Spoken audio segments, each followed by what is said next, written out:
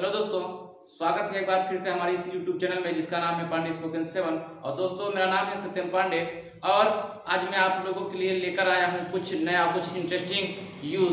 फिर से जैसा कि हमने कल के वीडियो में और कल के क्लास में हमने सीखा कि कैसे हम यूज का इस्तेमाल करके और अच्छे से यूज के बारे में जान करके हम अपने इंग्लिश को और मजबूत कर सकते हैं। तो दोस्तों, आपको पता होगा कि इंग्लिश का इम्पोर्टेंट जो है वो कितना ज़्यादा है। इंग्लिश का जो क्रेज़ है, इंग्लिश स्पीकिंग का जो क्रेज़ है कितना बढ़ गया है आज हमारे इस जनरेशन में, क्योंकि बिना इंग्लिश की और जानकारी के कुछ भी नहीं होने वाला।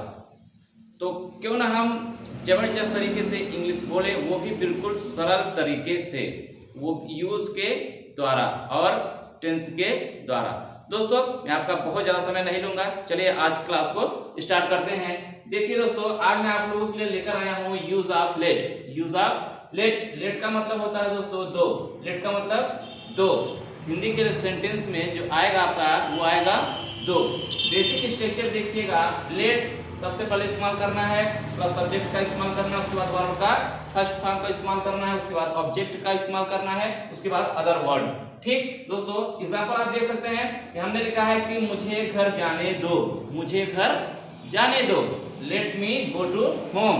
Late me go to home. मुझे कहानी लिखने दो। Let me write story. Let me write story. इसी तरीके से यदि आप और ढेर सारे एग्जांपल अगर इस पर बनाना चाहें तो आप बना सकते हैं। मुझे एक किताब पढ़ने दो। Let me read book. मुझे कहानी लिखने दो। Let me write story. मुझे खाना खाने दो। Let me eat food. मुझे स्कूल जाने दो। Let me go to school. जितने भी हिंदी सेंटेंस में दो शब्द आए दोस्तों, आप इसके माध्यम से, यूज ऑफ लेट के माध्यम से अच्छे से अच्छे एग्जाम्पल को आप तैयार कर सकते हैं और उसको अपने इंग्लिश में इंप्रूव कर सकते हैं, इंग्लिश स्पीकिंग में उसका इस्तेमाल कर सकते हैं। दोस्तों, चलिए हम बढ़ते हैं नेक्स्ट और देखते हैं अपने दूसरे यूज में। देखिए दोस्तों, दूसरे यूज में हमने लिखा है use of after. Use of, ये आफ्टर का यूज है। आफ्टर का मतलब होता है दोस्तों के बाद, अर्थात सेंटेंसों में और हिंदी में जो है के बाद सेंटेंस आएगा, वाक्य में के बाद जैसा सेंटेंस हिंदी का आएगा।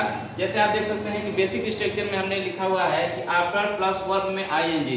अब आफ्टर के बाद जो भी वर्ब आएगा दोस्तों, आफ्टर के बाद जो भी वर्ब आएगा उसमें आपको आईएनजी लगाना है, उसके बाद ऑब्जेक्ट का प्रयोग करना है, उसके बाद अदर वर्ड आपका जो भी बनेगा। एग्जाम्पल में आप देख सकते हैं कि जाने के बाद। जाने के बाद, आफ्टर के बाद जो भी वर्ब लगता है दोस्तों उसमें आईएनजी का प्रयोग किया जाता है।